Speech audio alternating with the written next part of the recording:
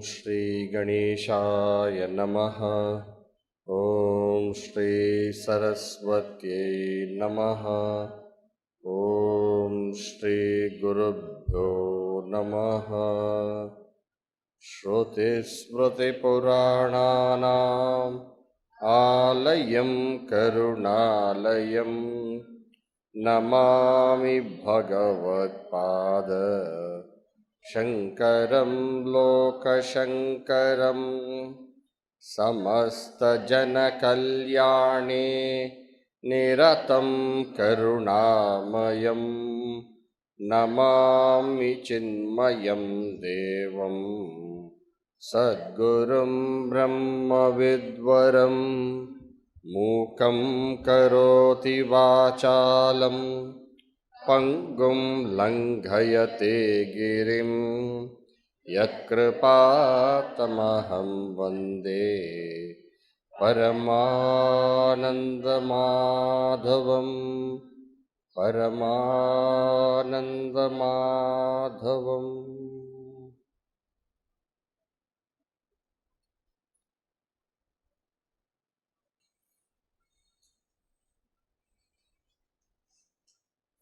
நான் தேகம் என்ற எண்ணம்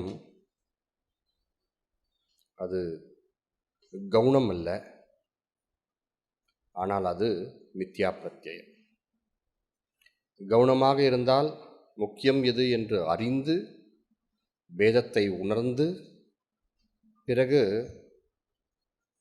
அது இல்லாத இடத்தில் பார்ப்பது. சிம்மம் எது என்று உணர்ந்து சிம்மம் என்பதும் புருஷன் என்பதும் வேறு என்று அறிந்து, என்றாலும் அந்த புருஷனில் சில சமான தர்மங்கள் இருப்பதனால் குரூரத்துவம், ஷௌரியம் போன்ற குணங்கள் இருப்பதனால் அந்த சிம்மத்தை புருஷனிடம் பார்ப்பது கவுனமே ஒழிய, சுக்திகாவை ரஜதம் என்று பார்ப்பது கவுனமாகாது. ஏன்? அங்கு சுக்திகாவும் ரஜதமும் வேறு என்று நாம் அறியாமலே அந்த சுக்திகாவை ரஜதம் என்று பார்க்கிறோம். அவ்வாறு சுக்திகாவை ரஜதம் என்றும் ஸ்தானுவை புருஷன் என்றும் பார்ப்பது மித்யா ஞானம், மித்யா பிரத்யயம். அது தவறான நோக்கம். அது அத்தியாசத்தினால் வரக்கூடியது. வேதத்தை உணர்ந்து வருவதல்ல, வேதம் உணராமல் வரக்கூடியது. இவ்வாறு மித்யா பிரத்யயமாக இருக்க சரீரத்துவம் ஞானத்தால் அழியும். சரீரத்துவம் என்பது இந்த மித்யா பிரத்யம்தான். நான் தேகம் என்பதான் சரீரத்துவம். அது ஞானத்தால் அழியும். அது ஞானத்தால் அழிய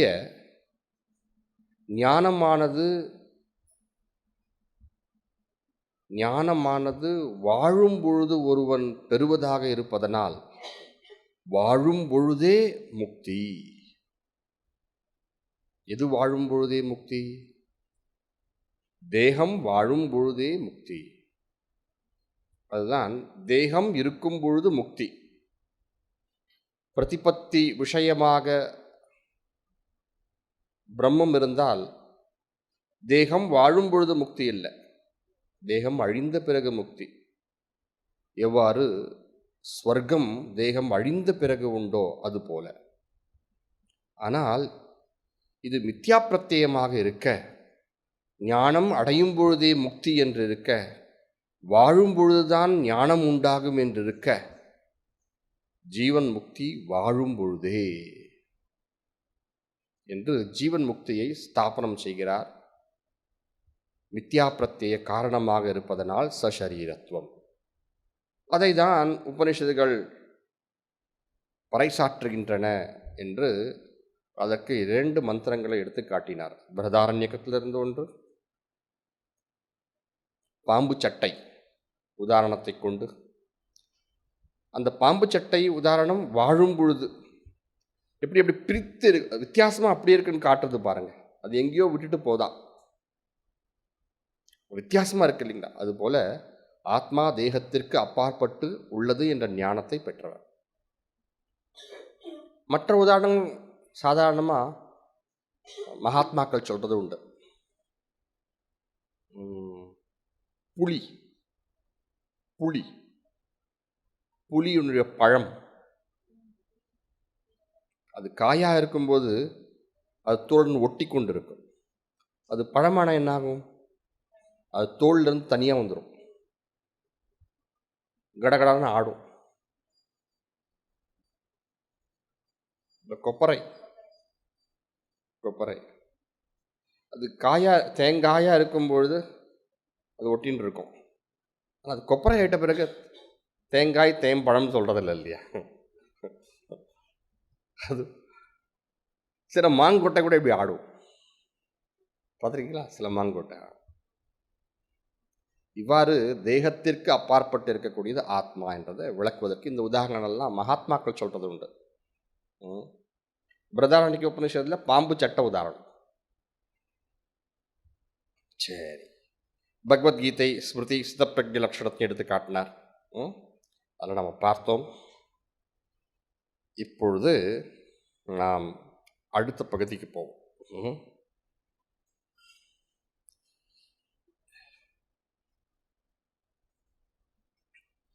இந்த பகுதியில் மற்றும் ஒரு விஷயம் பூர்வபக்ஷி எடுத்து சொன்னதை அது சரியாகாது, பொருந்தாது என்று சொல்லி அந்த பூர்வபக்ஷத்தினுடைய எல்லா விஷயங்களையும் முடிப்பதனால் தஸ்மாத் என்று இந்த அடுத்த தஸ்மாத் இந்த இடத்த நீங்கள் பார்க்கணும்.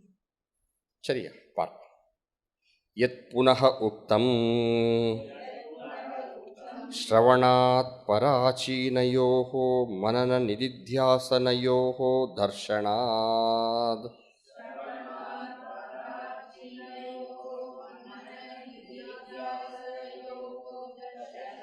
விதிசேஷத்வம் பிரம்மணः ந ஸ்வரூப பர்யவசாயித்வம் இதி.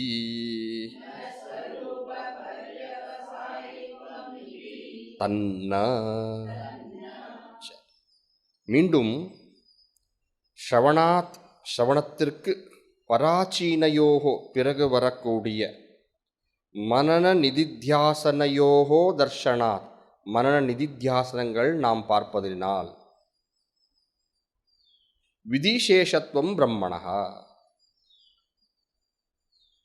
இந்த பிரம்மமானது பிரதிபத்தி விதிசேஷம். ஏன்? ஸ்ரவணத்திற்கு பிறகு மரணமும் நிதித்தியாசனமும் வருகிறது. ஞாபகம் இருக்குங்களா? அந்த இடம் இந்த ரஜ்ஜு சர்ப்பத்தில் தான் வந்தது. பாஷ்யக்கார அந்த இடத்துல பூர்வபக்ஷி சொல்றார், ஸ்ரோதவ்யோ மந்தவ்யோ நிதித்தியாசித்தவ்யா இதி ச ஸ்ரவண உத்தர காலயோகோ மனன நிதித்தியாசனயோகோ விதிதர்ஷனா. ஸ்ரவணத்துக்கு பிறகும் மரணம் நிதித்தியாசனம் சாஸ்திரம் விதிச்சிருக்கிறதுனால ஞானம் மட்டும் பத்தாது, ஞானத்திற்கு பிறகு மனனம் நிதித்தியாசனம் என்ற உபாசனை ரூபங்களை செய்யணும். இங்கே நாம் நினைக்கிற மரணம் அவர் கொள்வதில்லை, அந்த வார்த்தைக்கு அவர் உபாசனம் என்று பொருள் கொள்கிறார்.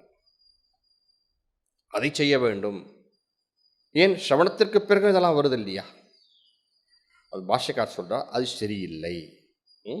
எத் புனகோக்தம் ஸ்ரவணாத் பராச்சீனயோ, ஸ்ரவணத்திற்கு பிறகு மனன நிதித்தியாசனையோகோ தர்ஷனாத் ஸ்ரோதவ்யோ மந்தவ்யோ நிதித்தியாசித்தவ்யா என்ற வாக்கியத்தில் ஸ்ரவணத்திற்கு பிறகும் மனன நிதித்தியாசனம் விதி நாம் பார்ப்பதனால் விதி. எனவே விதிசேஷத்துவம் பிரம்மணா, இந்த பிரம்மமானது தனிப்பட்டு சுதந்திரமாக இல்லை, இந்த பிரம்மமானது விதிசேஷமாக கொள்ள வேண்டும். விதி சேஷமாக கொள்ள வேண்டும், இங்கு விதி விஷயமாக கொள்ள வேண்டும். எனவே இந்த அகம் பிரம்மாஸ்மி என்ற வஸ்துவை பிரதிபாதிக்கின்ற வாக்கியங்களுக்கு ஸ்வரூப பர்யவசாயித்துவம், தன் ஸ்வரூபத்தை காட்டியால் மட்டும் போதும் என்பதில்லை. ஸ்வரூபத்தை ஸ்ரவணத்தால் உணர்ந்து பிறகு அதை மனனம் நிதித்தியாசனம் செய்தால், உபாசனை செய்தால் முக்தி பிறகு கிடைக்கும். இதுதானே அவங்களுடைய வாதம். அது சரியில்லை. தன்ன ஏன் ஸ்ரவணவது, ஸ்ரவணத்தை போலவே படிப்போம். ஸ்ரவணவது அவகதி அர்த்தத்வாத் மனன நிதித்தியாசனயோஹோ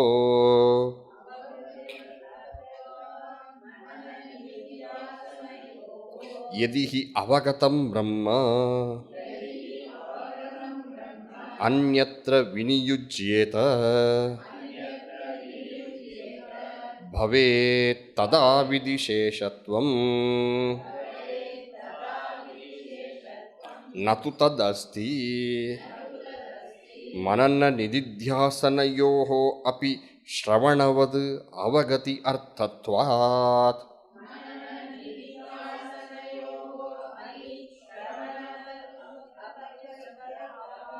அவகதி அர்த்தத்வாத். அது சரியில்லை. எது சரியில்லை? அதாவது அகம் பிரம்மாஸ்மி என்ற வாக்கியங்கள் ஸ்வரூபத்தை விளக்குவதாக மட்டும் கிடையாது. சாஸ்திரத்தில் ஸ்ரவணத்திற்கு பிறகு மனன நிதித்தியாசனம் இருப்பதனால் இந்த வாக்கியங்கள் விதியுடன் சேர்க்க வேண்டும் என்ற இது சரி கிடையாது. ஏன்? ஸ்ரவணவது, ஸ்ரவணத்தை போலவே. எவ்வாறு ஸ்ரவணமாவது அவகதி அர்த்தத்வாத், ஸ்ரவணம் என்பது பிரம்ம சாட்சா்காரத்திற்கோ, எவ்வாறு அது சாஸ்திரம் ஆத்மாவாரே திரஷ்டவிய, அந்த திரஷ்டவிய அதை பார்க்கணும். ஸ்ரோதவ்யோ மந்தவ்யோ நிதித்தியாசித்தவ்யம் என்பதை திரஷ்டவியம் என்ற பதத்துடன் சேர்த்து பார்க்கணும். திரஷ்டவியம் சாட்சா்காரம். எவ்வாறு ஸ்ரவணமானது சாட்சா்காரத்திற்கு உள்ளதோ, எவ்வாறு அது அப்படியோ திரஷ்டவிய என்று சொல்லி ஸ்ருதி ஸ்ரோதவ்யோ மந்தவ்யோ நிதித்தியாசித்தவ்யா என்று 3 பதங்களை பிரயோகம் செய்கிறது. அவை 3மே திரஷ்டவியத்திற்கு தானே ஒழிய ஆத்மாவாரே திரஷ்டவியா, ஸ்ரோதவ்யா, பிறகு உபாசனை அப்படி இல்லை.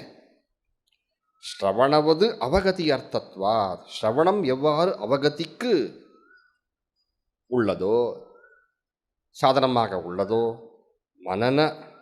மனன நிதித்தியாசனயோஹோ ஸ்ரவணவது அவகதி அர்த்தத்வாத் மனன நிதித்தியாசனயோஹோ. மனனமும் நிதித்தியாசனத்துக்கும் அதே அர்த்தம்தான், அதே பிரயோஜனம்தான். அதனால் பிரிக்கக்கூடாது. அதனால் ஸ்ரவணத்திற்கு பிறகு உபாசனை செய்யணும்னு என்ற அங்கே விதி இல்லை. அதை நீங்கள் தப்பாக புரிஞ்சிருக்கீங்க. ஒருவேளை அந்த பிரம்மத்தை அறிந்த பிறகு அந்த பிரம்மத்தை விதி விஷயமாக செய்தால், அது அப்படி இருந்தால் வேற விஷயம். ஆனால் அப்படி இல்லையே. மனனம் நிதித்தியாசனையும் அவகதிக்கு தான். அந்த மனன நிதித்தியாசனத்துக்கு பிறகு அவகதி வந்துவிட்டது, சாட்சா்காரம் ஏற்பட்டது. இப்பொழுது சாட்சா்காரம் அடைந்த பிரம்மத்தை விதி விஷயமாக செய்யுங்கள் அப்படின்னு சொன்னால் அது வேற விஷயம். ஆனால் அப்படி இல்லையே. நீங்கள் தவறாக புரிஞ்சிருக்கீங்க. அதான் சொல்கிறார், எதிஹி அவகதம் பிரம்மா, எந்த பிரம்மத்தை சாட்சா்காரம் செய்தோமோ, அந்யத்ர விநியுஜ்யத, அது வேறு எதற்காவது நாம் விதி விஷயமாக நாம் செய்தால், விதியினுடைய அங்கமாக செய்தால், பவேத் ததா விதி சேஷத்துவம், அப்பொழுதுதான் அது விதிக்கு சேஷமாகும், விதிக்கு அங்கமாகும், விதிக்கு விஷயமாகும். ஆனால் மனன நிதித்தியாசனம் அப்படி இல்லையே. அவகதி ஏற்பட வேண்டும் என்பதற்கு தானே மனன நிதித்தியாசனம். மனனத்தினால் அசம்பாவனை நீங்க, நிதித்தியாசனத்தினால் விபரீத பாவனை நீங்க. இவ்வாறு அசம்பாவனை விபரீத பாவனைகளை நீக்கி அவகதம் ஏற்படுத்துவதற்கு, அவகதம் வருவதற்கு இவை சாதனங்களாக அமைகின்றன. இவைகளை ஏன் உபாசனை என்று பொருள் கொண்டீர்கள் நீங்கள்? அப்படி இல்லையே. எங்கே அபாவனையை நீக்குவது, இந்த பதம்லாம் உங்களுக்கு தெரியும் இல்லைங்களா? அபாவனை, அசம்பாவனை, விபரீத பாவனை. எவ்வாறு அபாவனை நீக்குவது ஸ்ரவணமோ, எனவே ஸ்ரவணம் என்பது அந்த அவகதிக்கு சாதனமோ, அவ்வாறாகவே மனனம் அசம்பாவனை நீக்குகிறது, எனவே சாதனம்.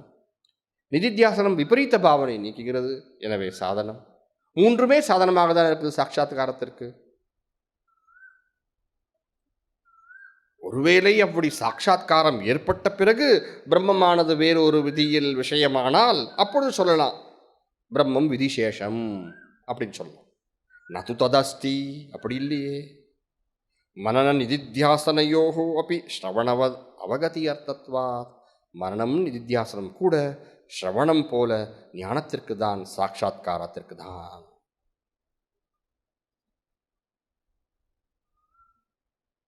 அப்படி அந்த ஆத்மாவாரே திரஷ்டவ்ய ஸ்ரோதவ்யோ மந்தவ்யோ நிதித்தியாசித்தவ்ய என்ற வாக்கியத்தின் உண்மையான கருத்தை விளக்கி விதிசேஷம் ஆக முடியாது என்று திடமாக நிரூபித்து பல காரணங்களால் வெறும் பிரம்மமானது கிரியா பலமாக முடியாது, எனவே மோட்சமானது உபாசனையால் கிடைக்காது, அந்த பிரம்ம ஞானமானது அகம் பிரம்மாஸ்மி என்றது உபாசனை கிடையாது என்று மட்டுமல்லாமல் அனைத்து விஷயங்களையும் எடுத்து ஆராய்ந்து இப்பொழுது எல்லாவற்றிற்கும் உத்தரம் கொடுத்து இப்பொழுது பாஷ்யக்கார் சொல்கிறார் தஸ்மா. எனவே முன்பு வந்து தஸ்மாத், இப்பொழுது வருகிற தஸ்மாத்.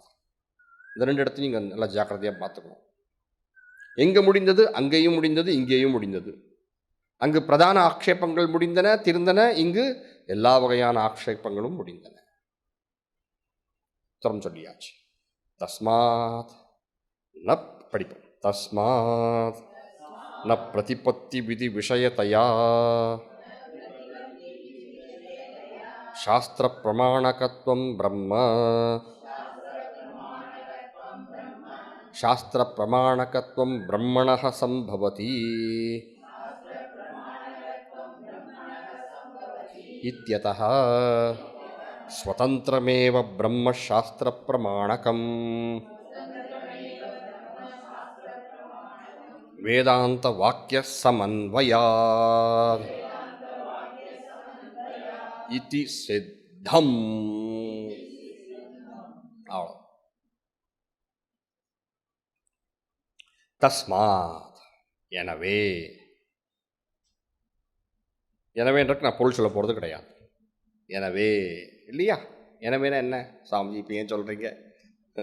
எனவே விதிசேஷமாக பிரம்மம் அமையாதலால் ந பிரதிபத்தி விதி விஷயத்தையா சாஸ்திர பிரமாணகத்துவம் பிரம்ம. ஆக்ஷேபம் சாஸ்திர யோனித்வாத் என்பது ஆக்ஷேபம் என்ன? இந்த பர்த்து பிரபஞ்ச விற்த்திக்கார பர்த்து பிரபஞ்சர் உபவர்ஷர் யாராவது சொல்லலாம், பேர் எப்படி இருக்கட்டும். ஆக்ஷேபம் என்ன? பிரம்மத்தை சாஸ்திரம் பிரமாணமாக கொண்டுள்ளது. சாஸ்திரத்திற்கு பிரம்மம் பிரமாணம், சரி. ஆனால் சுதந்திரமாக அல்ல.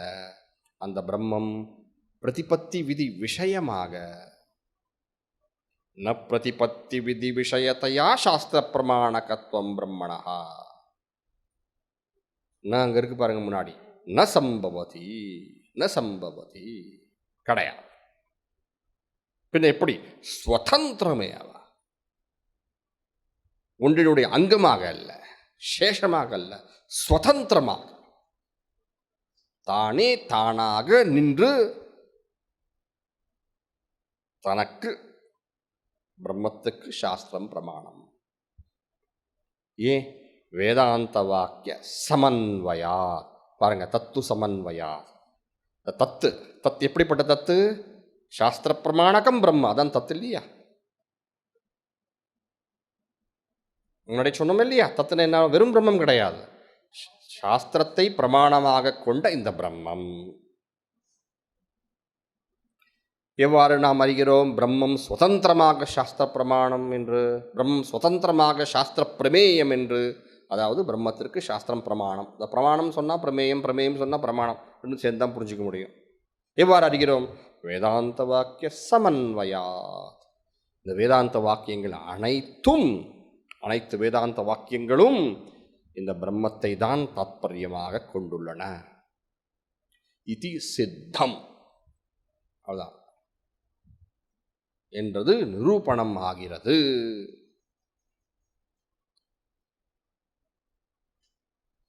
சரிங்களா?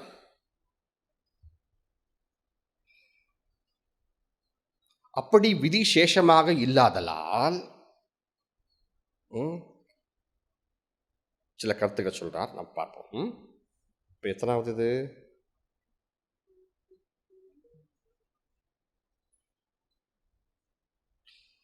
இப்போ அடுத்த வாக்கியம் என்னது உங்களுக்கு சொல்லுங்க.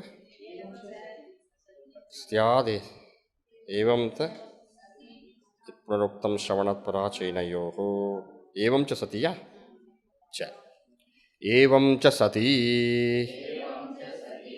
அதாதோ பிரம்ம ஜிக்ஞாசா இதி தத் விஷயः ப்ருதக் சாஸ்திராரம்பः உபபத்யதே.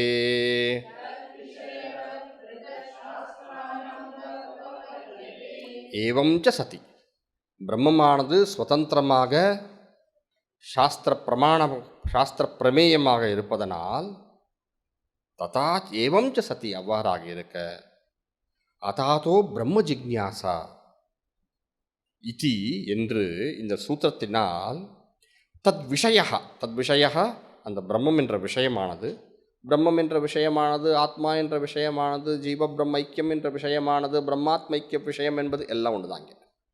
அந்த பிரம்மாத்மைக்கிய விஷயமானது அதை பற்றி பிருத்தக் சாஸ்திராரம்பக உபபத்யதே, அதை ஒரு வேறான சாஸ்திரத்தில் அதனுடைய ஜிக்ஞாசா, அதனுடைய விசாரம் ஏற்படுவது என்பது சாத்தியம் ஆகிறது இல்லையா?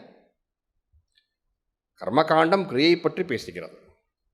வேதகாண்டம் வேதாந்தமானது, வேதாந்த காண்டம் ஞான காண்டமானது பிரம்மத்தை சுதந்திரமாக பேசுகிறது. அது கிரியையினுடைய அங்கமாக அல்ல, சுதந்திர விஷயம், சுதந்திர பிரமேயம். அப்படி இதற்கு விஷயம், இந்த விஷயம் வேறாக இருக்க, சுதந்திரமாக இருக்க, கிரியையினுடன் எந்த சம்பந்தமும் கொள்ளாமல் சகஜமாக சுதந்திரமாக தானே இருக்க, அப்படி சுதந்திரமாக இருக்கு இல்லையா? ரெண்டு வேற விஷயமாயிடுச்சு, ரெண்டு வேற விஷயமாச்சு.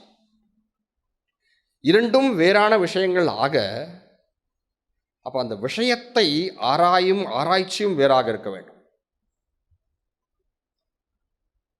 காமசாஸ்திரத்தின் விஷயம் வேறாக இருக்க, ஆயுர்வேத சாஸ்திரத்தின் விசாரம் வேறாக இருக்க, இரண்டும் இரண்டு சாஸ்திரங்கள், வெவ்வேறான சாஸ்திரங்கள். மேத்தமேட்டிக்ஸ் வேற, ஹிஸ்ட்ரி வேற, இது இரண்டும் இரண்டு சப்ஜெக்ட்ஸ் இல்லையா? கெமிஸ்ட்ரி இருக்கக்கூடிய ஆர்கானிக் கெமிஸ்ட்ரி, இன்ஆர்கானிக் கெமிஸ்ட்ரி போல கிடையாது. ஒரே கெமிஸ்ட்ரி புக்கில் ரெண்டும் வர்றதுக்கு, ஒரே டீச்சர் ரெண்டுத்தையும் சொல்லி தர்றதுக்கு இல்லையா?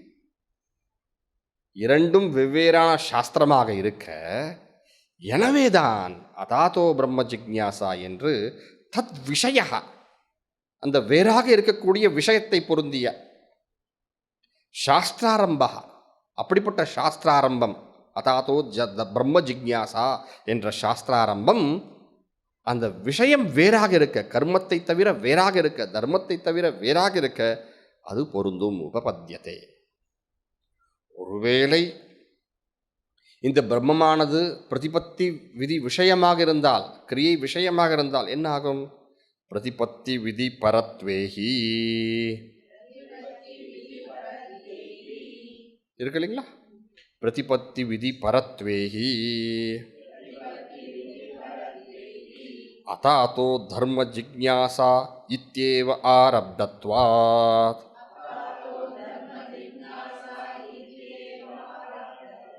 ந ப்ருதக் சாஸ்திரம் ஆரப்யதே. ஒருவேளை பிரதிபத்தி விதி விஷயமாக இருந்தால், அதாதோ தர்ம ஜிக்ஞாசா இத்யேவ ஆரப்தத்வாத் என்று இவ்வாறு ஜெய்மினி சூத்திரம், பூர்வமீமாம்சா சாஸ்திரம் ஆரப்தமாக இருப்பதனால், ந ப்ருதக் சாஸ்திரம் ஆரம்பியதே, வேறொரு சாஸ்திரம் பூச ஆரம்பிக்கணுமா? அது கூட சேர்ந்துடுது இல்லையா?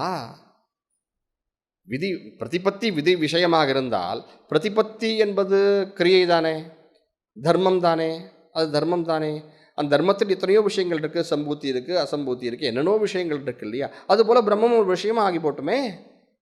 அப்போ அதிலேயே அதனுடைய விசாரம் ஏற்பட்டுள்ளதனால் புதிதாக வித்தியாசமாக வேறொரு சாஸ்திரம் அதாத்தோ பிரம்ம ஜிக்ஞாசா என்று ஆரம்பிக்க வேண்டிய அவசியம் இருக்கா?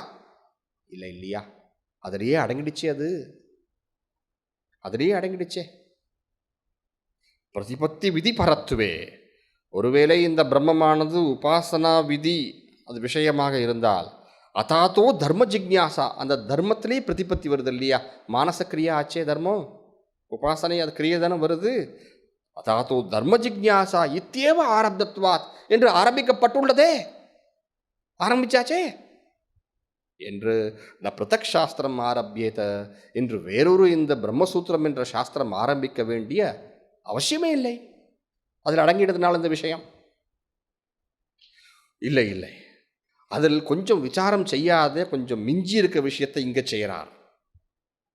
இதில் அந்த தர்ம ஜிக்ஞாசா மீமாம்சா சாஸ்திரத்தில் விசாரம் செய்த, இந்த மீமாம்சா சாஸ்திரத்தில் விசாரம் செய்திருக்கார், இதெல்லாம் விசாரம் செஞ்சிருக்கார். ஆனால் அந்த கிரியை வரும்போது, பிரதிபத்தின்னு வரும்போது எல்லா விஷயங்களையும் ஆராய்ச்சி செய்தார். ஆனால் இந்த விஷயத்தை மட்டும் விட்டார். சொர்க்கத்தை பற்றி, அது மற்ற லோகங்களை பற்றி உபாசனைகள், அதெல்லாம் மற்ற தேவதைகள் பற்றி அதெல்லாம் அங்கே முடிச்சிருக்கார். இந்த பிரம்மத்தினுடைய உபாசனை மட்டும் அங்கே முடிக்கல. எனவே அதற்காக இது ஆரம்பிக்கிறார். தன் சிஷ்யனும் இதை செய்யவில்லை, அந்த தர்ம விசாரம் அங்கு பூர்ணமாகவில்லை, இது மட்டும் தனியாக கொண்டு மிஞ்சி இருக்கு அப்படின்னு சொன்னால் எப்படி ஆரம்பிச்சிருக்கணும்? முதல் சூத்திரம் அதாதோ பிரம்ம ஜிக்ஞாசாவாக இருக்கணுமா?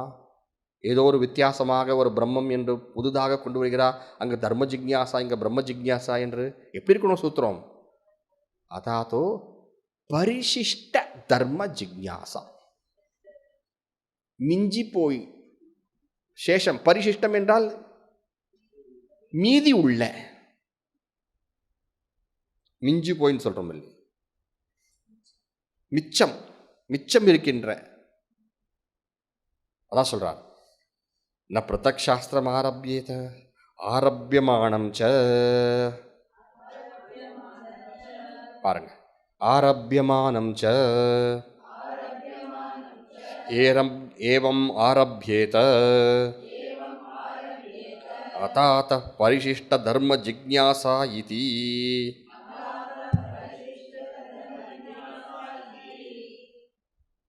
அதாத கிருத்வர்த்த புருஷார்த்தயோர் ஜிக்ஞாசா இதிவத்.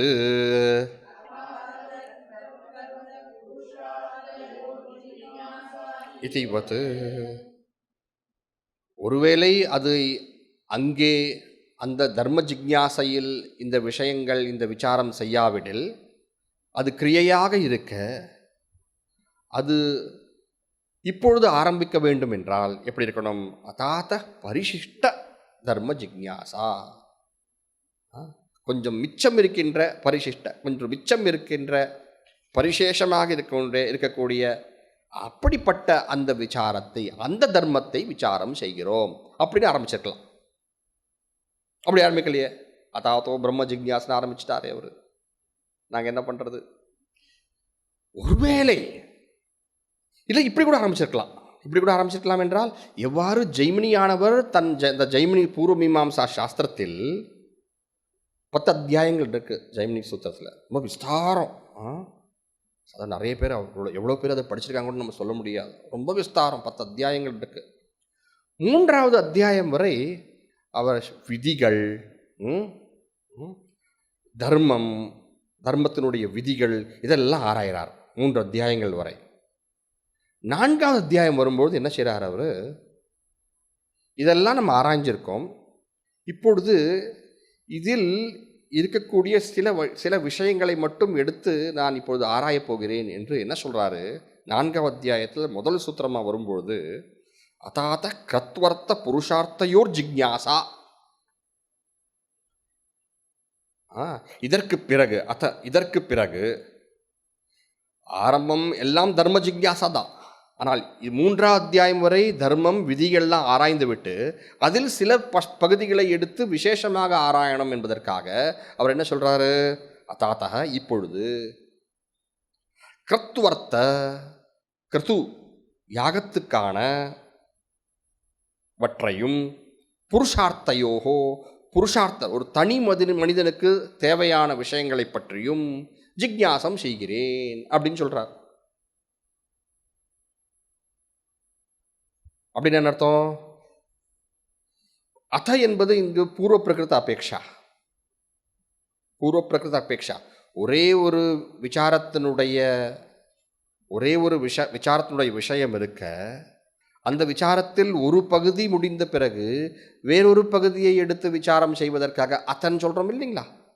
பூர்வ பிரகிருத அபேக்ஷாயாச்ச பலதः ஆனந்தர்ய அவ்யதிரேகாத் ஜிக்ஞாசூத்திரம் வந்தது இல்லையா? அந்த அத இதை பார்த்துருக்கோம், இப்பொழுது இதை பார்ப்போம் அப்படின்னு சொன்னோம். ஆனால் அப்படியும் கிடையாதுங்க. ஏன் அப்படியும் கிடையாது? இதற்கு முன்பு வேற எந்த சூத்திரமும் கிடையாது. இது முதல் சூத்திரமாக அமைகிறது. இது மற்ற விசாரத்தினுடைய பகுதியாக இல்லை.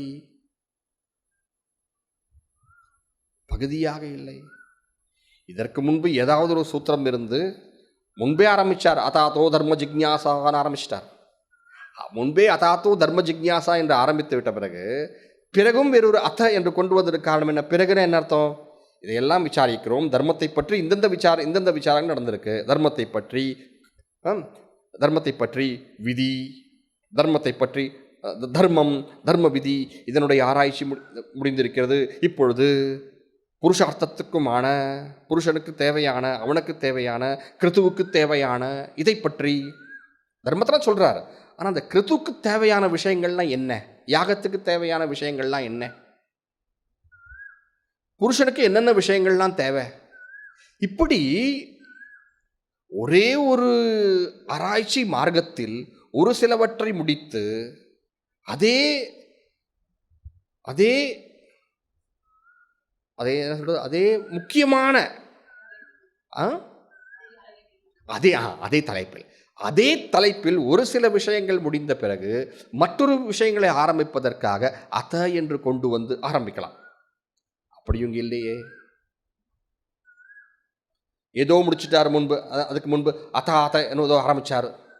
அதாத்த பரிசிஷ்ட தர்ம ஜிக்ஞாசா அப்படின்னு ஒரு சூத்திரம் வச்சிருக்காரு வச்சுக்கோங்களேன், வச்சுப்போமே.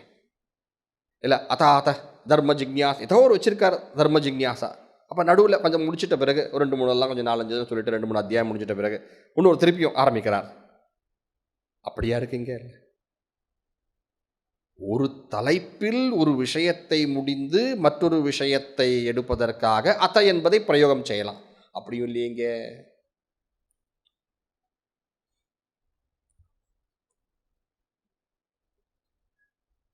இப்படியும் இல்லை, அப்படியும் இல்லை.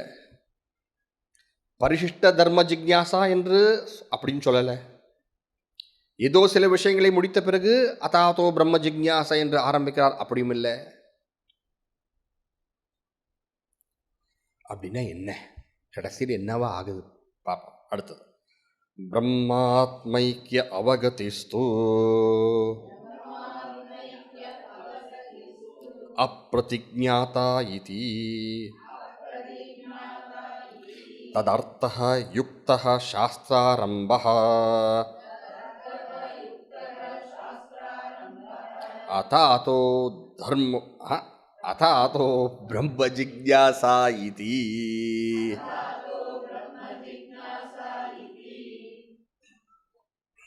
இவ்வாறு பிரம்மாத்மைக்கிய அவகதிஹி, வேதம் 2 பாகங்கள், கர்மகாண்டம், ஞானகாண்டம். ஞானகாண்ட விசாரத்தை அதாத்தோ தர்ம ஜிக்ஞாசா என்று ஆரம்பித்து செம்மையாக முடித்தார் தன்னுடைய சிஷ்யர். அவர் கொடுத்தார், அந்த வேலையை நீ பண்ணு, செம்மையாக முடித்தார். ஆனால் பிரம்மாத்மைக்கியமாகிய இந்த உபனிஷத் சாஸ்திர பிரமேயத்தை, உபனிஷத் பிரமேயத்தை அது விளக்கப்படவில்லை. பிரம்மாத்ம அவகதிஸ்து அப்பிரதிஜ்ஞாதா, அங்கே அதை விளக்கப் போகிறோம் என்று அவர் சொல்லவில்லை. சொல்ல வேண்டும் இவரு சொல்லவில்லை. அதனால ஜெய்மினி அதை மட்டும் தான் எழுதினார். அவருக்கு என்ன உபனிஷத் தெரியாதா? அதையும் எதிர்க்க முடியும் இல்லையா? எதிர்க்க முடியும்.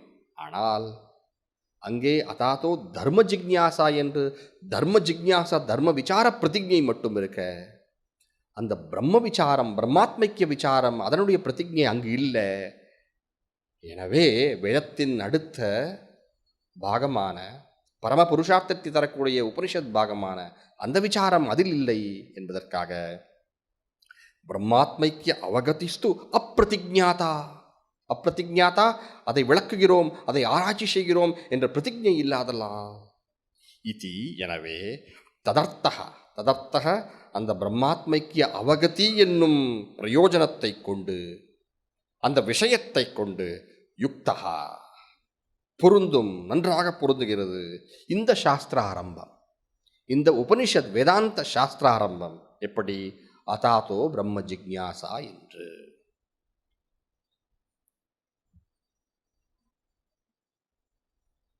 சரிங்களா? இப்பொழுது என்ன? எனவே விதிகளுடைய விசாரம் எல்லாம் அங்கு முடிகிறது. தர்மத்துடைய விசாரம் எல்லாம் கர்ம காண்டத்தில் அதில் முடிகிறது, பூர்வ மீமாம்சாவில்.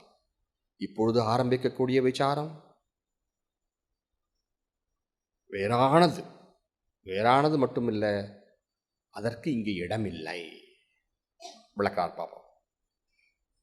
தஸ்மாத் அகம் பிரம்மாஸ்மி இதி ஏததவசானாஹ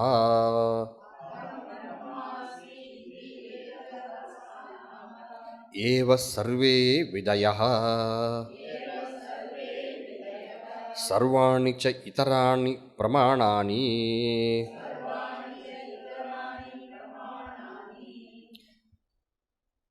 நஹி அஹேயம் அனுபாதேய அத்வைத ஆத்ம அவகதௌ சத்யாம்.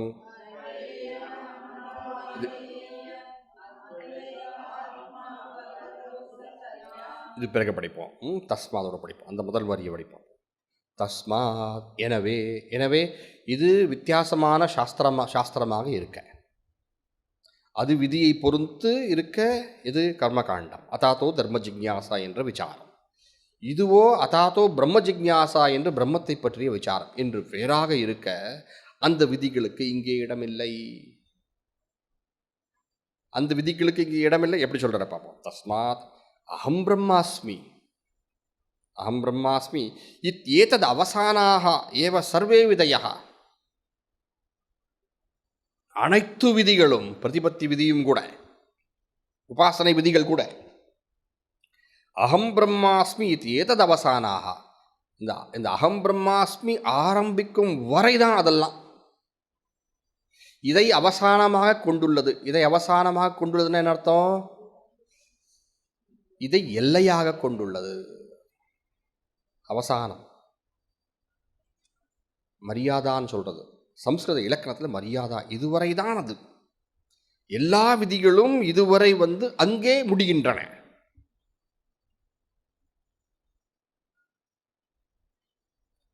அது மட்டும் இல்லை, விதிகள் மட்டும் கிடையாது, சர்வாணிச்ச இதராணி பிரமாணானி, எல்லா பிரமாணங்கள் கூட இங்கே முடிவடைகின்றது. ஏன்? இந்த பிரமாண பிரமேய விவகாரமானது எதை ஆசிரியத்து உள்ளது? அத்தியாசத்தை ஆசிரியத்து உள்ளது. ஞாபகம் இருக்குங்களா? ஞாபகம் இருக்குங்களா? லௌகிகாணி வைதிகாணி ச இதி பஷ்வாதிபிஷ்ச அவிசேஷாத் இல்லையா? லௌகிகோ ஹி சாஸ்திரியே து வியவஹாரே யத்யபி புத்திபூர்வகாரி ததாபி. ஞாபகம் அத்தியாச பாஷை இடங்கள்லாம். அந்த பிரம்மாத்மா அவகதி வந்தால் இந்த விதியும் எல்லா பிரமாணங்களும் அழியும். ஏன் அழியும்? இந்த விதிகள் வேலை செய்ய வேண்டுமென்றால், இந்த பிரமாணங்கள் வேலை செய்ய வேண்டுமென்றால் அத்தியாசத்தால் பிரமாதா இவைகள்லாம் இருக்க வேண்டும். ஒன்றும் கிடையாது. அதான் சொல்கிறார். ஏன் இவையெல்லாம் பிரமாணங்களும் விதிகளும் ஏன் இங்கு அழிகின்றன என்றால், படிப்போம். நஹி அகேயம் அனுபாதேய அத்வைதாத்ம அவகதௌ சத்யாம் நிர்விஷயாணி அப்பிரமாத்ருகாணி அப்பிரமாத்ருகாணி ச பிரமாணானி பவித்தும் அர்ஹந்தி இதி. இந்த நகி பிறகு சேர்த்துக்கணும். அகேய அனுபாதேய அத்வைத ஆத்ம அவகதௌ சத்யாம். அகேய அனுபாதேயம் தள்ளுவதற்கும் கொள்ளுவதற்கும் அப்பாற்பட்ட அந்த ஆத்மாவை அடைந்த பிறகு அவகதௌ சத்யாம், அடைந்த பொழுது என்ன ஆகும்? பிரமாணங்கள் வேலை செய்ய வேண்டுமென்றால் பிரமாணத்திற்கு இரண்டு அவசியம். இந்த பிரமாணத்தை இயக்குகின்ற பிரமாதா, அந்த பிரமாணத்தினால் அறியப்படும் பிரமேயம். ஒன்று விஷயம், ஒன்று நான். இரண்டில் நடுவில் பாலமாக இருப்பது பிரமாணம். ரெண்டு இருக்கணும். பாலத்துக்கு இந்த பக்கம் ஒரு பிடி வேணும், அந்த பக்கம் ஒரு பிடி வேணும். அப்போதான் பாலம் நிற்கும். ஆனால் இந்த பிரம்மாத்ம அவகதி ஏற்படும் பொழுது இந்த பூத வஸ்து அகேய அனுபாதையும், இந்த பூத பரினிஷ்ட வஸ்து, இந்த பரிணாமி நித்தியம் அல்லாத கூட்டஸ்த நித்தியமாக இருக்கக்கூடிய இந்த பிரம்மத்தை அறிந்தால் என்ன ஆகும்? நிர்விஷயாணி அப்பிரமாத்திருக்காணி ச பிரமாணாணி. அனாதை ஆயிடுச்சு இந்த பிரமாணங்கள். நிர்விஷயாணி, ஒரு பிரமேயம் கிடையாது, எல்லாம் மித்தியாயிடுச்சு. அது மட்டும் இல்ல, அப்பிரமாத்திருக்காணி, ஒரு பிரமாத்தாவும் இல்லாமல் போயிடுச்சா. அப்ப பிரமாணம் மட்டும் என்ன செய்யும்? நகி பிரமாணானி பவித்தும் அர்ஹந்தி. அப்பொழுது பிரமாணங்கள் இருக்குன்னு சொல்ல முடியுமா? அதுவும் போயிடுச்சு. பிரமேயம் போக பிரமாதாவும் போக, பிரமேயம் எப்படி போச்சு? பிரம்ம சத்தியம் ஜெகன் மித்தியான்னு போயிடுச்சு. பிரமாதா எப்படி பிரமாதா எப்படி அழிந்தது? பிரமாதா ஜீவோ பிரம்மைவ நாபரா. அதான் பிரம்ம சத்தியம் ஜெகன் மித்யா, விஷயம் போகிறது. ஜீவோ பிரம்மைவ நாபரஹா. இதுதான் பாஷ்யக்கார் நான் அர்த்த ஸ்லோகத்தில் முழு சாஸ்திரத்தையும் உனக்கு சொல்கிறேன்னு சொல்கிறார் இல்லையா? இந்த ஸ்லோகம் தெரியும் இல்லைங்களா உங்களுக்கு? ஸ்லோகார்த்தேன பிரவக்ஷ்யாமி எதுக்தம் கிரந்த கோட்டிபிஹி. கேட்டிருக்கீங்களா? அர்த்த ஸ்லோகத்தில் உங்களுக்கு நான் சொல்கிறேன் கிரந்த கோட்டி கிரந்தத்துடைய சாரம் இதுதான். அங்கே பிரம்ம சத்தியம் ஜெகன்மித்யா ஜீவோ பிரம்மைவ நஹாபரா. நிர்விஷயாணி ஆயிடுச்சு ஜெகன் மித்யாத்ம தர்ஷனம். அப்பிரமாத்திருக்காணி ஆயிடுச்சு ஜீவோ பிரம்மைவ நாபரஹ என்ற தர்ஷனம். அப்பொழுது பிரமாணம் இருப்பதற்கு நகி பிரமாணானி பவித்தும் அர்ஹந்தி. அப்ப பிரமாணம் அங்க இருக்க முடியாது. திரிபுட்டி இல்லை. அஹேய அனுபாதேய பிரம்மாத்ம தர்ஷனம் தான், ஏகமேவ அத்விதீய தர்ஷனம் தான் இருக்கு.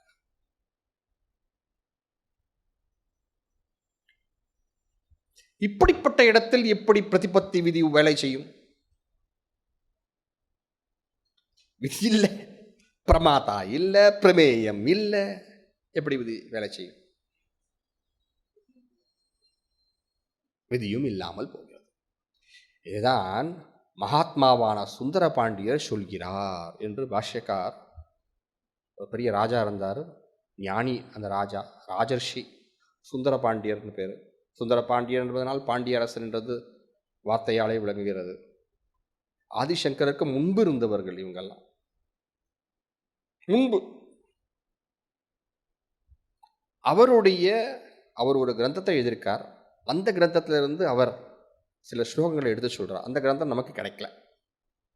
ஆங்காங்கே ஒரு சில இடத்தில் இப்படி பாஷ்யக்கார் போல சுரேஸ்வராச்சாரியரோ இங்கே யாராவது எடுத்து சொல்லும்போது, ஓ இது அங்கே சொல்லியிருக்கார், இது இங்கே சொல்லியிருக்கார் அப்படின்னு நம்ம அறிகிறோமே ஒழிய அந்த கிரந்தம் நமக்கு கிடைக்கவில்லை. அருமையாக சொல்லியிருக்கார் சுந்தர பாண்டியர். அத்வைத பரம்பரை பாருங்க, எத்தனையோ பேர் இருந்திருக்காங்க இல்லையா, மகான். அபிச்ச ஆஹுஹு, அபிச்ச ஆஹுஹு, மேலும் சொல்லப்படுகிறது மகாத்மாக்களால். ஆஹுஹு என்ன சொல்றாங்க அவங்க? கௌணமித்யாத்மனோ சத்வே புத்திரதேகாதி பாதனா சத்பிரம்மாத்மாஹமித்யேவம் போதி காரியம் கதம் பவேத் அன்வேஷ்டவ்யாத்ம விஜ்ஞானாத் பிராக் பிரமாத்ருத்வமாத்மனஹ அன்விஷ்டஸ்யாத் பிரமாதைவ பாப்மதோஷாதிவர்ஜிதः தேஹாத்ம பிரத்யயோ யத்வத் பிரமாணத்வேன கல்பிதः லௌகிகம் தத்வதேவேதம் பிரமாணம் த்வாத்மநிச்சயாத். பார்ப்போம். புத்திர தேகாதி பாதனாத் கௌண மித்யாத்மனோ அசத்வே. கொஞ்சம் ஜாக்கிரதையாக பாருங்க அந்த வார்த்தைகளை. கௌண மித்யாத்மனோ அசத்வே புத்திர தேகாதி பாதனாத். இது எது கவுன ஆத்மா, இதில் எது மித்யாத்மா? சொல்லுங்க பாப்போம்.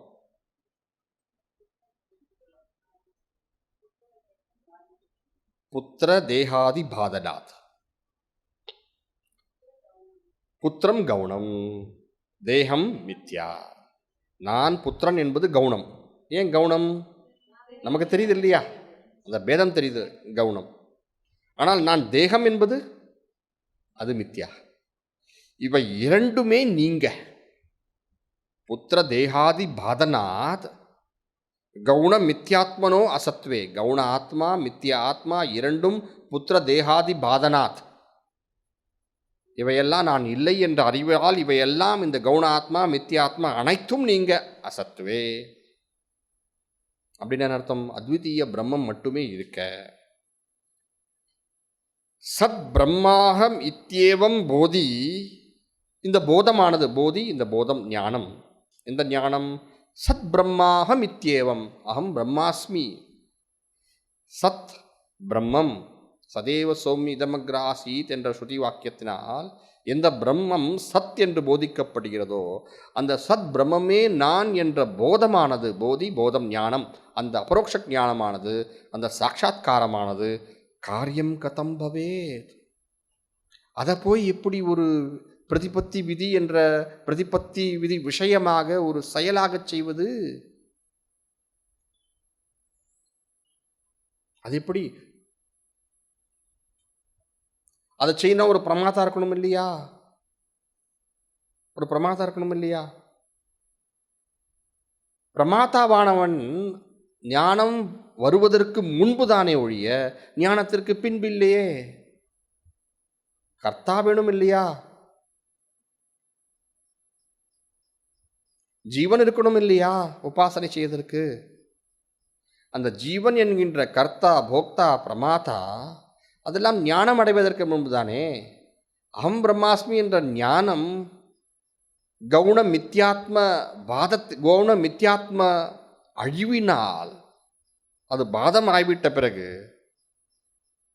அவையெல்லாம் போய்விட்ட பிறகு, சத் பிரம்மாகம் என்று நான் என்னை உணர்ந்த பிறகு, நான் பிரமாதாவாக இல்லாத பொழுது எவ்வாறு அந்த ஞானத்தை உபாசனை விஷயமாக செய்ய முடியும்? வாய்ப்பே இல்லையே. அன்வேஷ்டவ்ய ஆத்ம விஜானாத் பிராக் பிரமாத்திருத்வம் ஆத்மனஹ. நான் என்னை பிரமாதாவாக, ஒரு கர்த்தாவாக, ஒரு போக்தாவாக எப்பொழுது அறிகிறேன்? ஆத்ம விஜானத்திற்கு முன்புதான். அன்வேஷ்டவ்ய ஆத்ம. அன்வேஷ்டவ்யம் சோன்வேஷ்டவ்ய சவிஜிக்ஞாசித்தவ்ய. அறிவதற்கு முன்புதான், அந்த விசாரத்திற்கு முன்புதான். அன்வேஷ்டவ்யமாக விசாரம் செய்ய அருகதை உடைய அந்த ஆத்ம விஞ்ஞானத்திற்கு முன்புதான் ஒருவன் பிரமாதாவாக இருக்க முடியுமே தவிர, ஜீவனாக இருக்க முடியுமே தவிர, அடைந்த பிறகு எப்படி?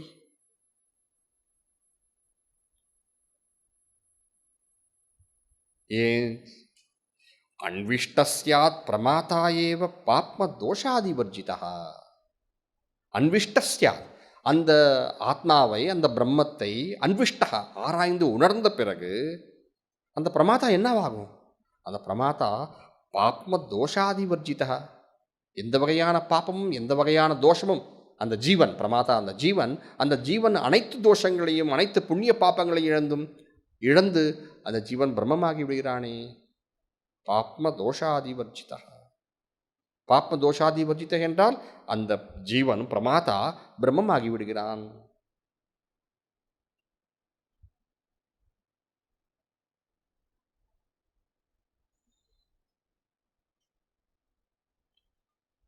தேகாத்ம பிரத்யயோ யத்வத். தேகாத்ம பிரத்யம்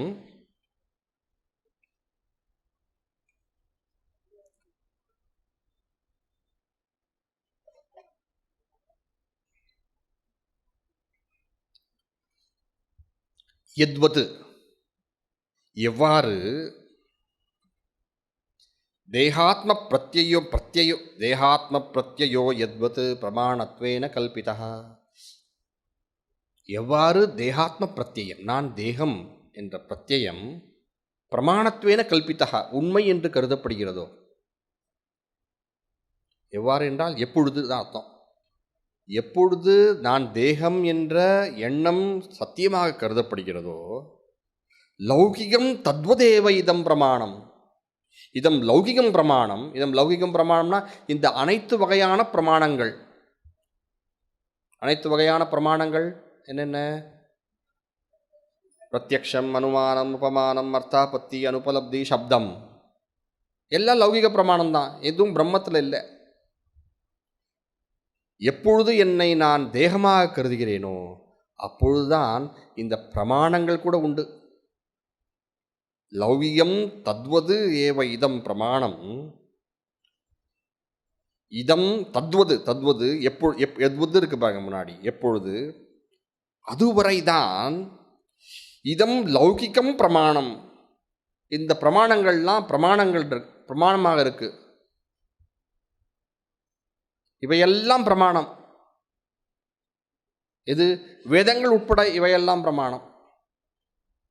எப்பொழுது பிரமாணம் என்று, எப்பொழுது இதை பிரமாணம் ஒன்று இருக்கு, நான் என்னை தேகம் என்று கருதும் பொழுது, அத்தியாசம் இருந்தால்தான், பிரமாதா இருந்தால்தான் பிரமாணம். பிரமாணம் எதுவரை இருக்கும்? தூ ஆ ஆத்ம நிச்சயா. அதான் அங்கே சந்தி ஜாக்கிரதையாக வரைக்கணும். தூ இருக்கு, ஆ இருக்கு, ஆத்ம நிச்சயாத் இருக்கு.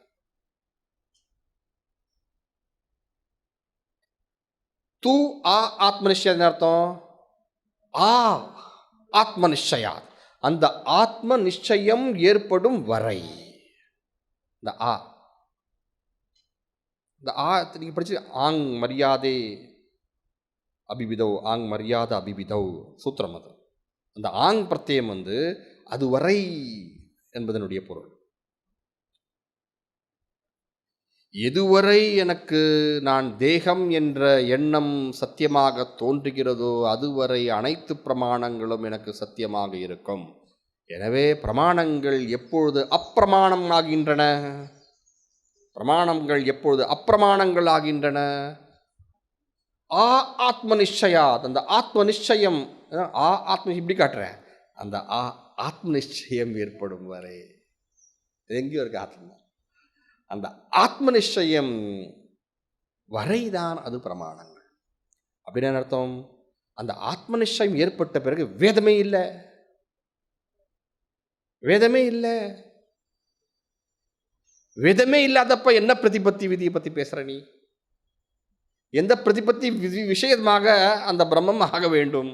பிரமாதா இல்லை, பிரமாணம் இல்லை, பிரமாதா இல்லை, பிரமாணம் இல்லை, பிரமேயம் என்று சொல்லக்கூடிய திரிபுட்டிக்கு அப்பாற்பட்டு இருக்கக்கூடிய அந்த பிரம்மம் மட்டும் இருக்க, எல்லாம் நீங்கி போக அந்த ஆத்ம ஞானத்தை பிரதிபத்தி விதி விஷயமாக செய்யணும்னா எப்படி செய்யறது?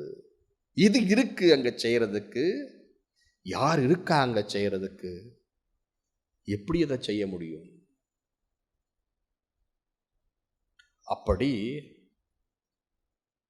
அப்படி என்ன சொல்றது, அப்படி பாஷ்யக்கார் அப்படி எங்கேயோ போயிட்டு ஏதோ சொல்லி என்னென்னவோ சொல்லி நம்முடைய இதயத்தெல்லாம் கவர்ந்து உள்ளத்தை கொள்ளை கொண்டு இந்த ஞானத்தை கொடுத்து நம்ம எப்படியாவது நம்ம முக்தி அடையணும்னு சொல்லிட்டு அவருடைய முயற்சிக்கு நாம் எப்பொழுதும் கடன்பட்டு கொண்டிருக்கிறோம். அதான் அழகாக சொல்லுவாங்க இல்லையா, என்னது, சாஸ்திரம் ஷாரீர மீமாம்சா, சாஸ்திரம் ஷாரீர மீமாம்சா, தேவஸ்து பரமேஸ்வரா, ஆச்சாரியா சங்கராச்சாரியா சந்துமே ஜன்மஜன்.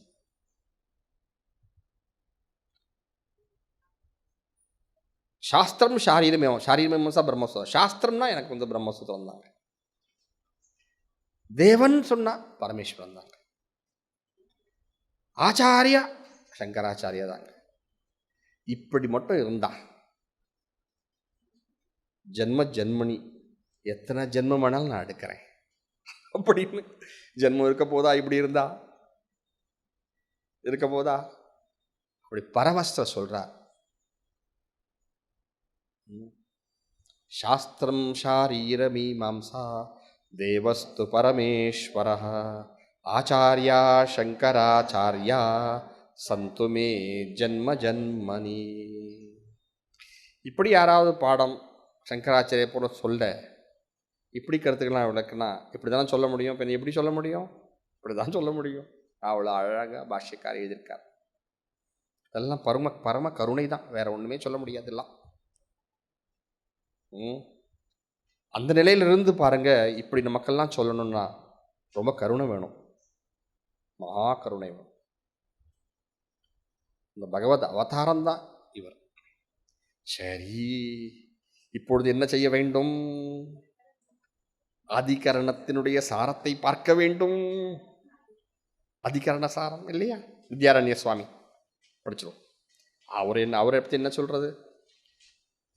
இவ்வளோ படித்த விஷயங்களை நீங்க பார்க்கலாம், 2 ஸ்லோகங்கள்ல எல்லா கருத்தையும் உள்ள கொண்டு வச்சிடறாரு பாருங்க. அவர் சங்கராச்சாரிய சரி இது உபகாரம், இவர் செய்து மகோதுபகாரம். என்ன சுவாமிஜி அப்படி சொல்றீங்க? இவ்வளோ சங்கராச்சாரிய சொன்னதை 2 ஸ்லோகத்தில் நம்ம சங்கராச்சாரிய புரிய வைக்கிறார்களா இல்லையா? அது உபகாரமா? அது மகோதுபகாரம் தானே. படிப்போம். பிரதிபத் பக்கம் பார்த்துக்கோங்க, பக்கம் 39. பிரதிபத்திம் விதித்சந்தி பிரம்மண்யவசிதா உத சாஸ்திராத் தே விதாதாரோ சாஸ்திராத் தே விதாதாரோ. உங்களுக்கு என்ன இருக்கு? பரவாயில்ல. நான் என்ன சொன்னேன் உங்களுக்கு? சாஸ்திராத் சொன்னா, சாஸ்திரத்வாத் தே விதாதாரோ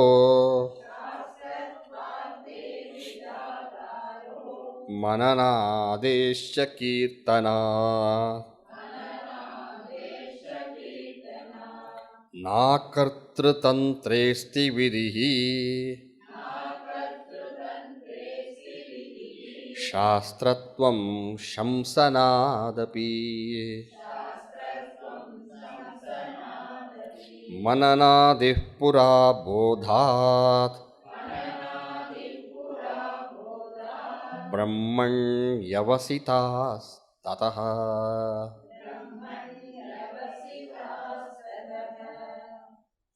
இப்படி எழுதுறவங்கலாம் யாரும் எந்த ப்ரைஸும் தரது கிடையாது. என்னென்னவோ சின்ன சின்னதாக எழுதுறாங்க, ஒன்றும் ப்ரைஸ் வாங்கிட்டு போகிறாங்க. இப்படி எழுதும்போது யாருமே ப்ரைஸ் தரது இல்லையே, என்னென்னு தெரியல. பாருங்க எப்படி எதிராக பாருங்க, நீங்களே பார்க்கலாம். நான் சொல்லணும்னு அவசியம் இல்லை, நீங்களே பார்க்க. பிரதிபத்திம் விதிச்சந்தி பிரதிபத்திம் விதிச்சந்தி பிரம்மணி அவசிதாவுத. சம்சயம் என்ன சம்சயம்?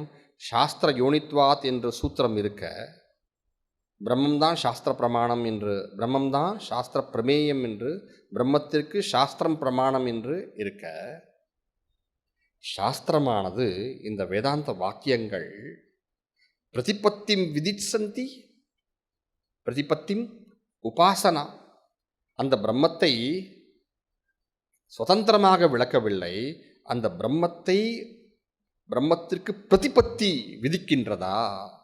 பிரதிபத்தின்னா உபாசனை.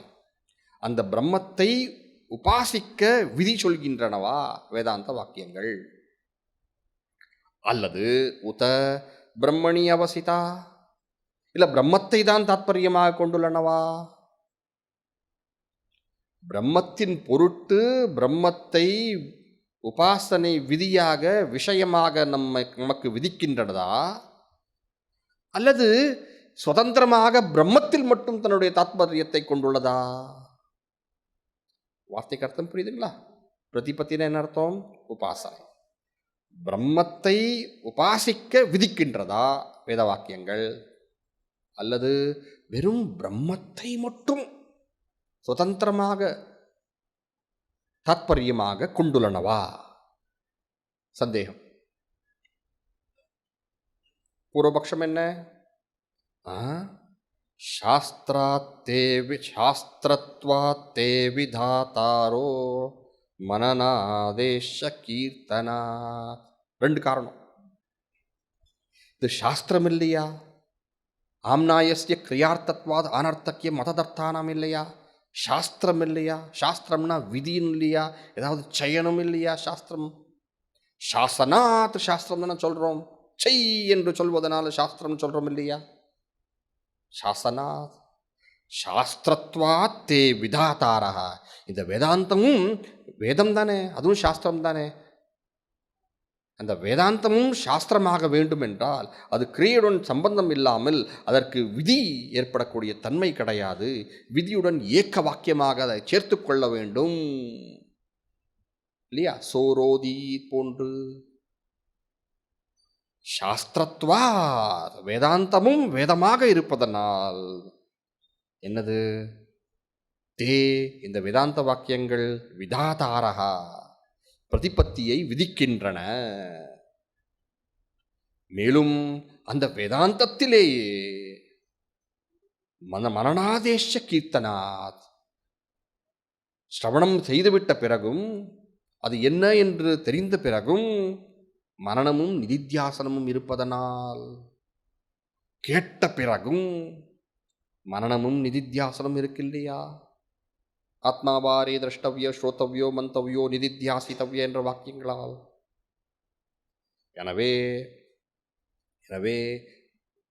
தெரிந்த பிறகும் மனனமும் நிதித்தியாசனம், அதாவது உபாசனை செய்ய வேண்டும் என்று தெளிவாக இருப்பதனால்.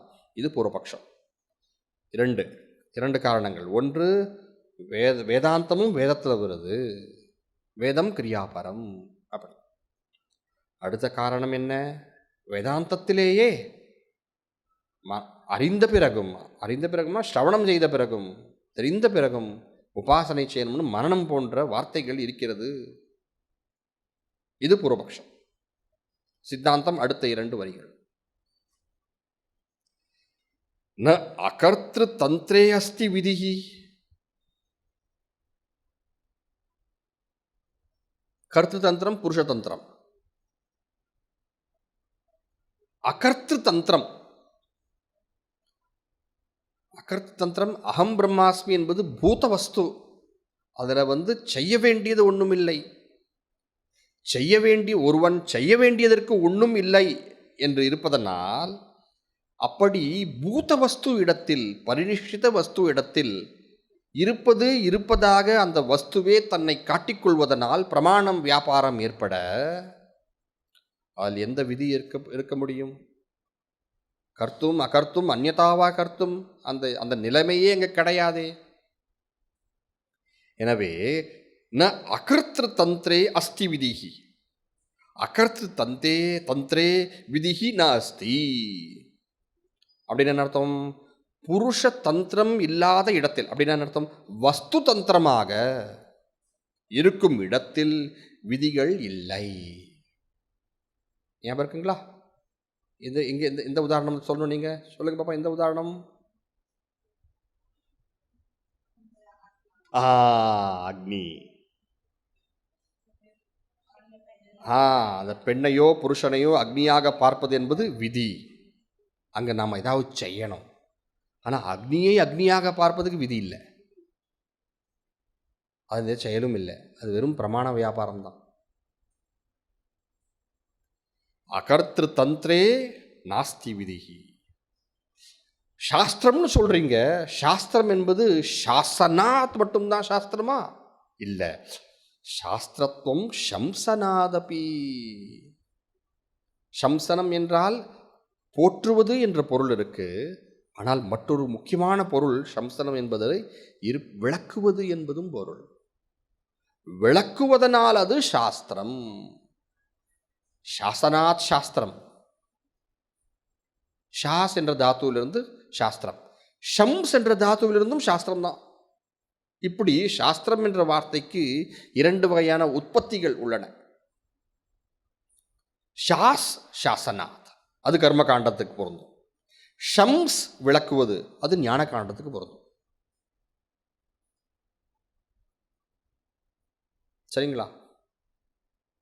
எனவே சாஸ்திரம் என்பது விதித்தால் மட்டும்தான் சாஸ்திரம் இல்லை, விளக்கினாலும் சாஸ்திரம். வஸ்து தந்திரமாக இருக்கும் இடத்தில் விளக்கம்தான் பொருந்தும், புருஷ தந்திரமாக இருக்கும் இடத்தில் விதிகள் பொருந்தும்.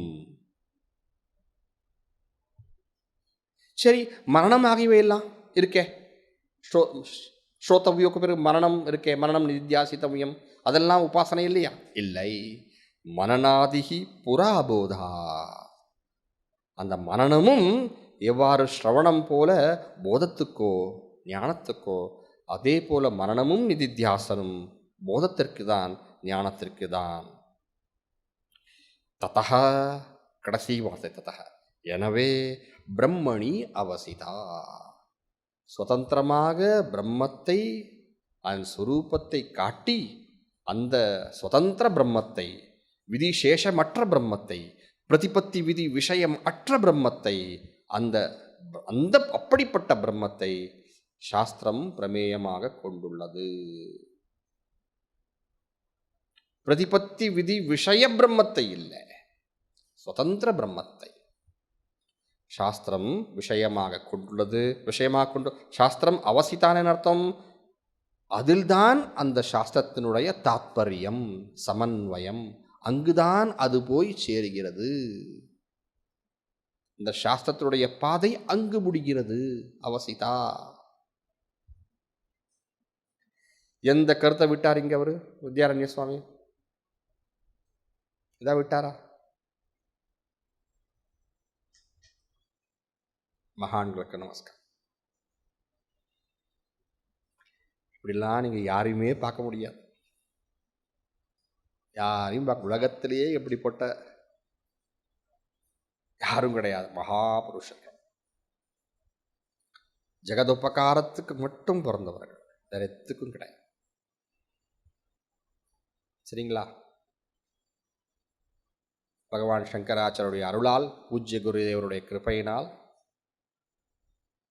மிகவும் செம்மையாக பிரம்மசூத்திரத்தை நாம் படித்தோம் இல்லையா?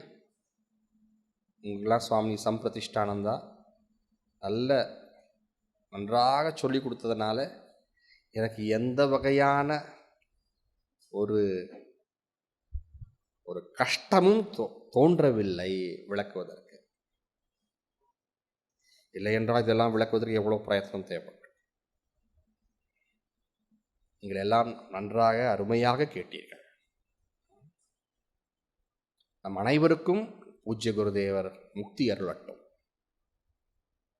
என்று வேண்டிக்கொண்டு இதை முடிப்பதற்கு முன்பு இந்த 4 சூத்திரங்கள் இவ்வளோ படிச்சோமே சாமிஜி, என்னதான் எதுதோ இப்படியோ ஆயிடுச்சு, ஒன்றும் புரியல, திருப்பி இன்னொரு தடவை படிக்கணும், எல்லாமே வேண்டவே வேண்டாம். சொல்கிறேன் கேளுங்க. அதாதோ பிரம்ம ஜிக்ஞாசா. ஜிக்ஞாசா என்பது அறிய விருப்பம், ஜிக்ஞாசா என்பதும் விசாரம். விசாரம் என்று வரும்பொழுது சந்தேகம் இருக்கணும், பிரயோஜனம் இருக்கணும். அந்த சந்தேக பிரயோஜனம் அத்தியாச பாஷ்யத்தால் நிரூபிக்கப்படுகிறது. அந்த பிரம்மம்தான் ஆத்மா. என்ன சந்தேகம்? உண்மையில் இந்த ஜீவன்தான் அந்த பிரம்மமா? நான் யார் என்று அத்தியாசத்தினால் என்னுடைய உண்மை ஸ்வரூபத்தின் மீது எனக்கு வருகின்ற சந்தேகம். அந்த அத்தியாசம் நீங்க சர்வ அனர்த்தம் நிவிருத்தியாக, சம்சாரம் நீங்க, மகத் பிரயோஜனம் பரமபுருஷார்த்தம் கிடைக்கிறது. பிரயோஜனமும் இருக்கு விசாரத்திற்கு. எனவே இந்த பிரம்ம விசாரத்தை ஆரம்பம் செய்ய வேண்டும். அப்படி முதல் அத்தியாச பாஷ்யத்தினுடைய சம்பந்தம் முதல் சூத்திரத்திற்கு. இந்த சூத்திரம், முதல் சூத்திரம் சாதன சதுஷ்டயம் பெற்ற பிறகு அத உபனிஷதே அந்த சாதன சதுஷ்டயம் ஏற்படும் என்று விவேகத்திற்கும் வைராக்கியத்திற்கும் போன்ற மற்ற சாதனங்களுக்கும் உபனிஷதே சொல்ல,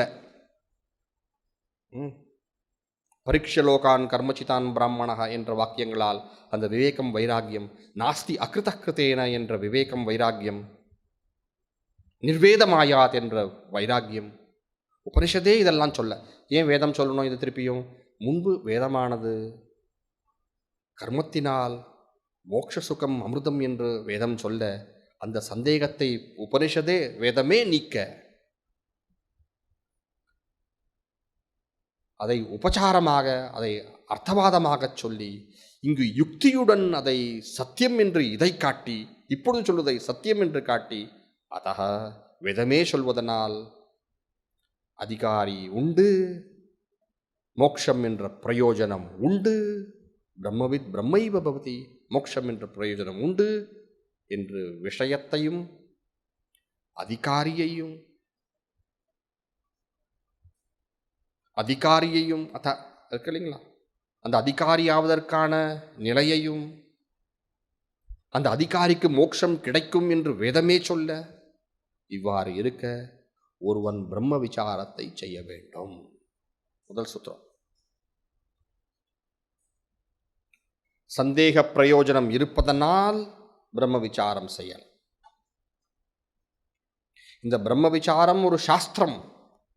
ஏன் சாஸ்திரம்? அதற்கென்று தனியாகவே அதிகாரி விஷய சம்பந்த பிரயோஜனம் என்ற அனுபந்த சதுஷ்டயம் இருக்கிறது. இது சாஸ்திரம், எனவே ஆரம்பனீயம். இதை விசாரம் செய்ய வேண்டும். இதற்கொன்று தனி விஷயம் அனுபந்த சதுஷ்டயம் இருக்கிறது என்றால் என்ன அர்த்தம்? இதை இங்குதான் நீங்கள் அறிந்து கொள்ள முடியுமே தவிர, இந்த சந்தேகத்தை இங்குதான் நிவர்த்தி செய்ய முடியும், இங்குதான் நிவர்த்தி செய்ய முடியும், அங்கு வேறெங்கும் போகாதீங்க, இதையே படிங்க என்று சாஸ்திரத்துவத்தை காட்டுவது முதல் சூத்திரம்.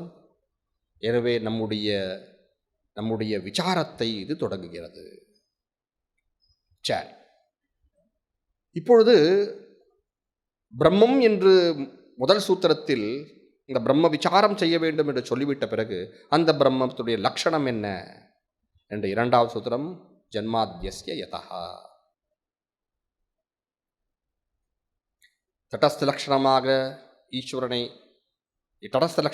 ஈஸ்வரனை பிரம்மத்திற்காக தடஸ்த லட்சணமாக ஈஸ்வரனை கொண்டு நம்மை சாஸ்திரத்திற்கு கொண்டு சென்று, பிரம்மத்தின் ஸ்வரூப லட்சணமாக ஆனந்தாத்யேவ கல்விமானி சத்தியம் ஞானம் அனந்தம் பிரம்ம என்ற ஸ்வரூப லட்சணத்தை காட்டி, இது சாஸ்திர பிரமாணத்தால் தான் உணர முடியும் என்று சொல்லி, இது அனுமானத்தால் கிடையாது என்று காட்டுவது இந்த சூத்திரம். இது அனுமானம் கிடையாது என்று பாஷ்யக்காரர் சொல்கிறார் இல்லையா? எனவே லட்சணத்தை காட்டுவது இரண்டாவது சூத்திரம். எப்படிப்பட்ட லட்சணத்தை காட்டுகிறது? தடஸ்த லட்சணம், நேராக அதன் மூலமாக ஸ்வரூப லட்சணம். இந்த ஸ்வரூபத்தை எவ்வாறு உணர வேண்டும்? அதற்கு அத்தத் வியாவிருத்தி லட்சணம். இப்படி லட்சணம் இரண்டாவது சூத்திரம். இதை இந்த சூத்திரத்தை விளக்கும் பொழுது இந்த ஈஸ்வரன் சர்வஜன், பிரம்மம் சர்வஜன் என்று இருக்கும்பொழுது பிரம்மன் எவ்வாறு சர்வஜனாக முடியும்? சாஸ்திரம் நித்தியமாக உள்ளதே என்று கேட்க, அந்த சாஸ்திரத்துக்கும் யோனிதான் பிரம்மம். யோனி காரணம், சாஸ்திரஸ்ய யோனி என்ற ஆக்ஷேபத்தை நீக்குவது மூன்றாவது சூத்திரத்தினுடைய முதல் வர்ணகம். சரி, இரண்டாவது சூத்திரத்தில் ஜன்மாத்யஸ்யதः என்பது அனுமானம் அல்ல. எத் காரியம் தத்ச கர்த்திருக்கம் என்று இருப்பதனால் அது அனுமானம் அல்ல. எத் காரியம் தத்ச கர்த்திருக்கம், கர்த்தா இருக்க வேண்டும். ஆனால் அந்த கர்த்தா பிரம்மம் என்று உணரப்பட முடியாது. அபின்ன நிமித்தோபாதான காரணமாக அனுமானம் அதை நமக்கு காட்டாது. மேலும் அந்த அபின்ன நிமித்தோபாதான காரணம் நான் தான் என்று, ஆத்மாதான் என்று எந்த ஒரு யூகமும் அதை நமக்கு காட்டாது. எனவே அப்படி இருக்க சாஸ்திரம் தான் பிரமாணம் என்பது, சாஸ்திரமே சாஸ்திரம் சொல்ல வேண்டும் என்று தன்னை தானே சொல்லிக்கொள்ள வேண்டும் என்பதற்கு பிரமாணம் காட்டுவதற்காக மூன்றாவது சூத்திரத்தினுடைய இரண்டாவது வர்ணகம் சாஸ்திரம் யோனிஹி யஸ்ய யஸ்ய ஞானஸ்ய.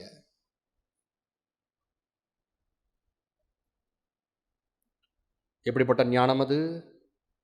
பிரம்மாத்மைக்கத்துவ விஞ்ஞானம். பிரம்மம்தான், இப்படிப்பட்ட பிரம்மாத்மைக்கியம்தான் சாஸ்திரத்தின் விஷயம் என்று எவ்வாறு சொல்ல முடியும்? கிரியை கூட தானே வேதத்தினுடைய விஷயம். வேதாந்தமும் வேதத்தில் தானே அடங்குது. பிரம்மம் விஷயம் என்று எவ்வாறு சொல்ல முடியும்? அது கிரியையினுடைய அங்கமாக சேர்க்க வேண்டும். கிரியையினுடைய அங்கமாக சேர்க்க வேண்டும் என்றால் அந்த கர்த்தாவை பிரகாசிப்பதாக இருக்கட்டும், தேவதையை பிரகாசிப்பதாக இருக்கட்டும், அப்படி கிரியையினுடைய அங்கமாக சேர்க்கும் பொழுது பிரம்மத்திற்கு பிரயோஜனம் உண்டாகிறது என்பதை ஆக்ஷேபம் செய்து, என்ற கருத்தை, எந்த கருத்தை, இது ஆக்ஷேபம், இந்த ஆக்ஷேபத்திற்கு ஆக்ஷேபமாக இந்த சூத்திரம் அமைகிறது. சாஸ்திர யோனித்வாத் சமன்வயா தத்து சமன்வயா. நான்காவது சூத்திரம் அனைத்து வாக்கியங்களும், வேத வாக்கியங்களும் அந்த பிரம்மத்தை தான் போய் சேர்கின்றன. அந்த பிரம்மம் பூதவஸ்து அகேயம் அனுபாதே. அது கிரியையினுடைய அங்கமாக கொண்டு வர முடியாது. அதற்கு ஸ்வபாவமாக பிரயோஜனம் உண்டு என்று சமன்வயாத் சூத்திரத்தினுடைய முதல் வர்ணகம் மீமாம்ச சாஸ்திரம். அந்த பிரபாகர மீமாம்சம், பட்ட மீமாம்சம். பட்ட மீமாம்சகர் சொல்கிறார், இதை கிரியையினுடைய அங்கமாக சேர்த்துக்கொள். பிரபாகர மீமாம்சகர் சொல்கிறார், வேதாந்தத்திலேயே சில உபாசனைகள் இருக்கிறது, அந்த உபாசனையுடன் சேர்த்துக்கொள். இரண்டையும் கண்டிப்பது சமன்வய சூத்திரத்தினுடைய முதல் வர்ணகம் இல்லையா? இரண்டாவது வர்ணகம் உண்மை, பிரம்மத்தை தான் சாஸ்திரம் போதிக்கிறது. சாஸ்திர பிரமாணகத்துவம் பிரம்ம உண்மைதான், சாஸ்திர யோனித்வாத் என்பது சரிதான். ஆனால் அந்த பிரம்மத்தை, அந்த பிரம்ம ஞானத்தை என்ன செய்யணும்? அதை உபாசனையாக செய்ய வேண்டும் என்று பிரம்மத்தை உபாசனா விஷயமாக, பிரதிபத்தி விஷயமாக கொள்ள வேண்டும் என்ற விருத்திகாரருடைய மதத்தை கண்டனம் செய்வது இரண்டாவது வர்ணகம். ஏன்? அதெல்லாம் ஏன் என்றாலும் நம்ம பார்த்தாச்சு. இப்போதான் வித்யாரண்யரையும் பார்த்தோம் இல்லையா? இவ்வாறு முதல் சூத்திரம் பிரம்ம விசாரம் செய்ய வேண்டும், இரண்டாவது சூத்திரம் பிரம்மத்துடைய லட்சணம், மூன்றாவது சூத்திரம் பிரம்மத்தினுடைய பிரமாணம், நான்காவது சூத்திரம் உண்மைதான், பிரம்மம்தான் விஷயம், கிரியை அல்ல வேதாந்தத்திற்கு. ஏன்? அனைத்து வாக்கியங்களும் இந்த பிரம்மத்தை தான் தாத்பரியமாக கொண்டுள்ளன, வேதாந்த வாக்கியங்கள் என்று இந்த விசாரத்தை நாம் முடித்துக் கொள்வோம். சரியா?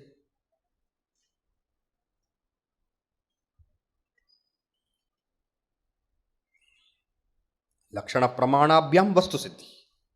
பிரம்மம் உள்ளது என்பதற்கு எப்படி நிச்சயம் செய்வது? லக்ஷணம் வேண்டும், பிரமாணம் வேண்டும். அந்த பிரம்மம்தான் பிரமேயம் என்பது எவ்வாறு? தத்துவ சமன்வயா. அவ்வளோ. சரிங்களா? முடிச்சுப்போம்.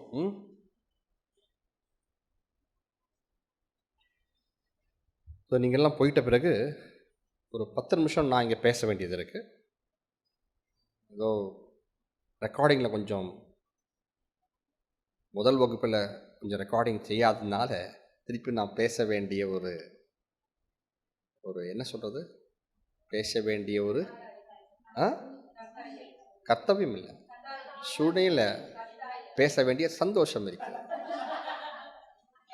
பிரம்மசூத்திரம் நீங்கள் கேட்டது தானே, 10 நிமிஷம் பேசணும், அவ்வளோதான். பூர்வம் முடிச்சோம். ஓ